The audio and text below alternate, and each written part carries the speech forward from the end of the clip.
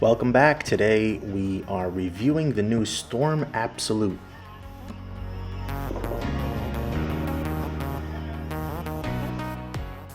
If you like what we do, follow us on Facebook, Instagram, YouTube. Don't forget to subscribe and check us out on Patreon. First impressions, on paper, the Storm Absolute should be another big shiny ASIM, and while we've grown accustomed to the shape of that from Storm, the Absolute is a bit different.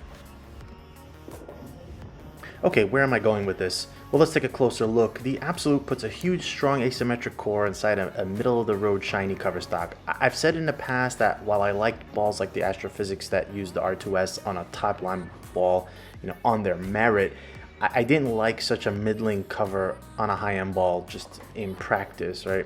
I mean, me personally, I struggle with the value proposition when a top-line priced ball fits in the mid-late category that can be fulfilled by a multitude of less expensive balls.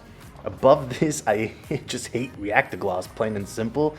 I mean, it sounds subjective, but the truth is, objectively, I've yet to see a useful reaction with that finish. So I don't see a big description from Storm on what the Absolute should be, but the implication of a premier line ball is the next gen strong stuff.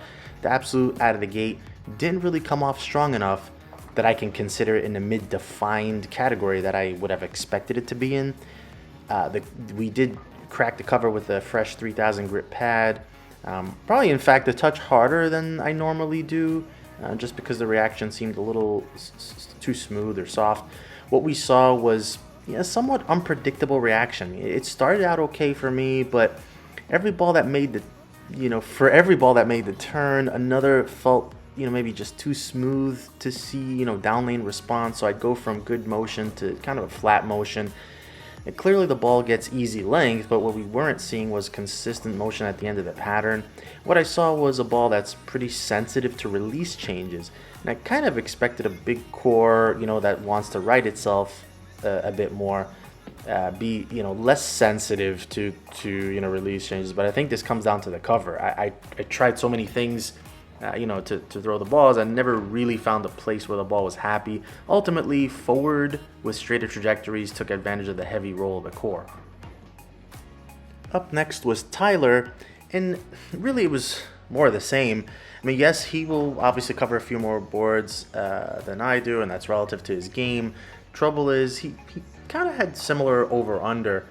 He'd throw some shots, find the ball a bit strong, and then start migrating left. Then he would find that the ball would kind of stop and roll forward with no angle occasionally.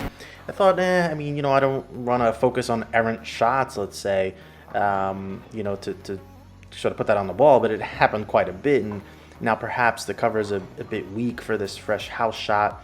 But we test all the balls in the same condition. I don't typically have this much trouble with shiny balls being terribly tough to manage on the house shot.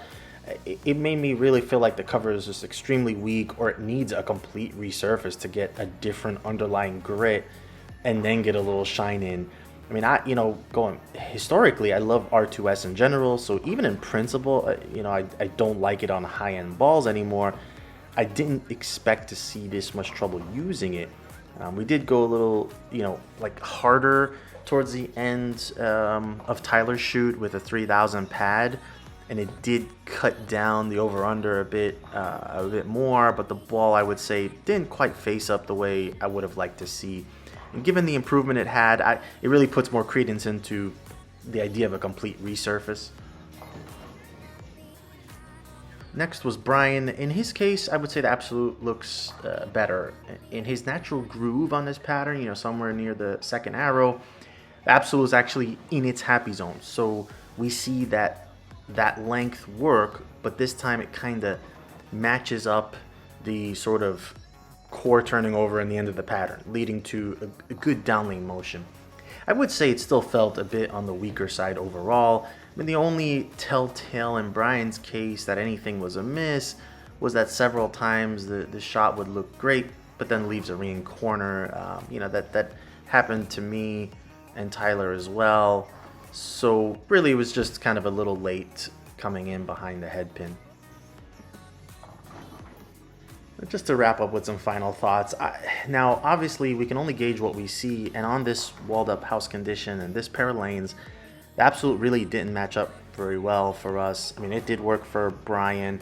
I like to think of these high-end balls as something that belongs closer to the top of the bag, and the Absolute really didn't behave like a mid-defined, and for all of us, it would really be in the mid-late slot, every bowler here. So, with that said, mid-late is already super crowded when you think about it. Night Road, Phase 5, Fate, High Road, Wolverine, Dark Moss, other low-end balls, on and on.